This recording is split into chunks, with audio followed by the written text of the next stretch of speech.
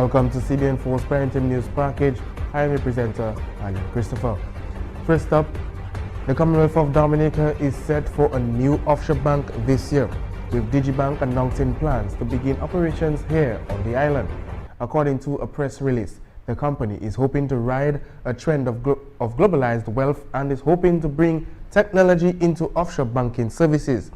Dominica, one of the 9 members that make up the Eastern Caribbean Central Bank, has been praised by Digibank ahead of the opening. The press release further stated that the Commonwealth of Dominica is one of the 9 members of the Eastern Caribbean Central Bank, the ECCB. Its conservative policy of building up exchange covers the Eastern Caribbean dollar to a much greater extent than required by its basic agreement, has led to monetary stability for member countries and made the EC dollar one of the strongest currencies in the region. Booming economies in Asia, led mainly by China, has caused an increased need for international mobility of funds. According to Digibank, awareness and market acceptance for offshore banking services in Asia increased from 5.6% in 2005 to 13.4% by 2015. And Body Dive Dominica, after 2 years of successfully running its operations here in Dominica, will not reopen its doors for at least another year. Body Dive started doing business in Dominica late 2014 with signing partnership agreed between Body Dive and the Fort Young Hotel, followed by the official opening of the dive operation in August 2015. In the 2 years that followed, Body Dive Dominica has grown into a full-service dive operation with 3 boats and 11 staff members. Unfortunately, Dominica saw a direct landfall from a Category 5 hurricane on September 18, 2017, and with the devastating effect of the hurricane, Body Dive Dominica has lost all 3 dive boats and has been closed ever since. In the face of all that has happened over the last couple of months, Body Dive has been looking into the opportunities to rebuild with what was lost. Dominica's dancehall reggae artist Colton T started off the new year the right way by feeding 50 homeless persons on New Year's Day. Colton said the world can be made a better place if other artists like himself use their gifts and talents to do a little more for those in need. At the end of the day, I always believe in, like doing good.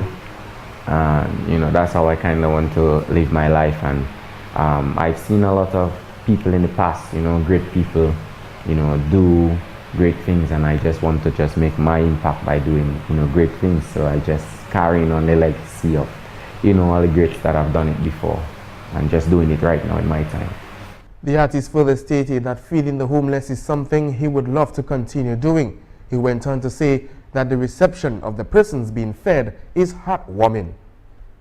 I mean, it's always a pleasure and a joy, to be out in the streets. They're always happy to see me. They're always thankful. I mean, there are some of them, that are kind of just, holding back and, might not want to take the food. But, generally, it's always a great response and great feedback.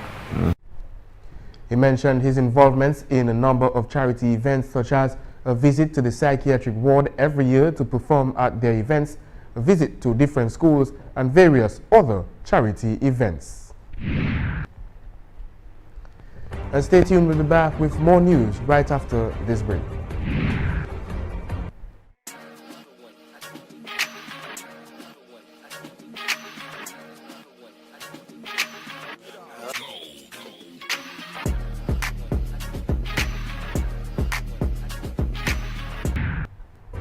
And welcome back to CBN4's Primetime News Package. Leader of the opposition party, Lennox Linton, has reacted to a statement made by the Prime Minister of Dominica during a press briefing on December 19, 2017 at the office of the Prime Minister. During the Prime Minister's address on Joshua Francis's resignation, he stated that it would have served Dominica better if a resignation announcement was made by the leader of the United Workers' Party, Lennox Linton, rather than Joshua Francis himself. Our position is that it would have been in the best interest of the country had this letter come from the leader of the party rather than Mr. Francis. At that very same press conference, Skerrit said the government and his party, the Dominica Labour Party, does not interfere in the workings and machinations of the opposition United Workers' Party. In Linton's reaction to the Prime Minister's statement, he noted that he is not surprised and that the Prime Minister is in line with Kieran Peanut-Burn to declare him bankrupt. Doesn't want me in the political life of Dominica. He knows his reasons. What I stand for, the Prime Minister doesn't stand for, and for as long as I'm around, I will continue to stand against those things, and the Prime Minister is uncomfortable with that. So if you notice, the Prime Minister is in line with Mr. Peanut-Burn's bid to have me declared bankrupt. The Prime Minister would want that to happen. Tony Astafan and so on would want that to happen, so that I can leave the Parliament. I can stop being around, so that he doesn't have to hear from me. He doesn't have to deal with the issues that I raise. He doesn't have to deal with the demands that we make from time to time, that he does things properly and he moves away from the irregular, corrupt pathways that he has chosen to follow over the years. I'm not surprised. The Prime Minister and his mouthpieces have mongered a significant amount of hate in Dominica against me, a significant amount of hate and prejudice. Linton further stated that he has tried his very best to stand for the public interest of Dominica and to ensure that the well-being and progress of the people of Dominica is secured. A brand name for a Hurricane Maria relief loan, Rise and Restore, has been approved by the NCCU Board of Directors according to the marketing officer, Marie-Louise Julian Grell. Grell stated that members can apply for the Rise and Restore loan to assist them in rebuilding their homes and lives following Hurricane Maria. The loan is available once your homes have been damaged by Hurricane Maria, also your vehicles, and you've lost furnishings and appliances, then you can apply for this loan. Grell indicated to CBN4 that persons can get a maximum of $50,000 based on their needs, along with a low interest rate of 5% per annum. Grell also noted that persons would be given up to 15 years to repay the Rise and Restore loans. The marketing officer said that NCCU is confident that members will embrace the new initiative.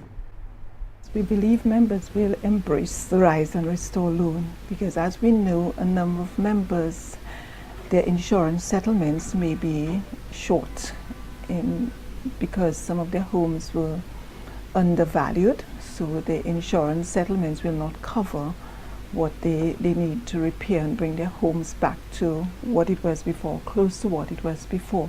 So they can use the Rise and Restore to bridge that gap. So they can use it to buy their furniture, their appliances. If, let's say, the insurance settlement helps them to recover their roof, put their roof back on, they can use the Rise and Restore to replace appliances, furnitures. And as we go around the country, we see a lot of vehicles that have been really badly damaged by Maria. We see persons with plastic windscreens, plastic back screens, and plasters. Some of them are just plastered all over. According to Felix Henderson, the vehicles have a lot of bobos. So they can also use the Rise and Restore loan for that purpose to repair their vehicles, yes. Grell said the loan money can also be used to retrofit homes, meaning persons can use this money to improve their homes to be more resilient by adding hurricane shelters, hurricane ties, and other materials that strengthens the home. Also in the news, since the passage of Hurricane Maria on September 18th, 2017, the Woodbridge Bay port has remained extremely busy with persons exiting and entering the country via the port and the storage of a number of containers being stored in and around the port. Recently, the port authorities has been using the port's parking lot to store empty containers in a bid to create more space for containers coming into the country. Back in December of 2017, at a press briefing, the Chief Executive Officer of the Dominica Air and Seaport Authority, Benoit Badwell, stated that the number of containers that can be seen on the port has increased drastically by some 60%. At that same press briefing, Badwell noted that one of the issues of the port is the lack of space. 3 months and 2 weeks since Hurricane Maria, the port still remains very busy institution. Marissa Stedman has more details. At the port, 2 words: extremely busy. Numerous agencies have responded to Dominica's aid and plea for help after the passage of Hurricane Maria, so the containers that are coming in are a lot more than usual. In an earlier interview with the Chief Executive Officer, Mr. Benoit Badril, he revealed that much of the empty containers are being stored on the parking lot. Of course, the numbers are only increasing. One person recommended that those barrels belonging to persons living in the Portsmouth area be uploaded at the Portsmouth port. CBN4 is attempting to get an interview with the Chief Executive Officer, but we have been told that at this moment he's unable to do so. CBN4 continues to watch as the story unfolds. Marissa Stedman, CBN4 News. And the village of Colibistry is one of the most severely affected communities in Dominica as a result of flooding. Colibistry suffered severely after Tropical Storm Erica in 2015 and recently after the Category 5 Hurricane Maria struck. Now news of the devastation is widespread and communities like Colibistry are in need of urgent attention before the next hurricane season. According to the chairman of the Colibistry Village Council, preparation for this year's hurricane season is essential considering that there are no shelters suitable for providing housing in the community of Colibistry. He believes that evacuation is a necessary measure to ensure safety and security. I dialogue with the residents in Colibistry. I'm on the ground, and you will find that some persons may be reluctant because Colibistry has been their home for the larger part of their life. But we have saw the destruction, and we have seen what the river can do on a normal day, and I'm sure that the people will be very, very willing to move from the area which is really a hazard. Robinson admits that he has had discussions with the authorities to address the issue of disaster preparedness for the residents of Colibistry, and so far he has gotten favorable responses. Robinson stated that Colibistry residents are primarily concerned about the flooding that occurs when the river overflows its banks. The resident is solely the river. The river has sought to reap serious havoc and destruction throughout the community. So as we speak, the major concern is the river. The chairman of the village council announced that a new council is set to be established in Colibistry at the end of January. He believes that Colibistry residents will seek solutions to problems at hand so long as the council is made up of like-minded people who are willing to assist their community. And that takes us to the end of the Primetime News package. If you've missed any of the stories, you can catch up on CBN4.com or on our Facebook page. Until our next broadcast, I am Alan Christopher saying thank you for watching.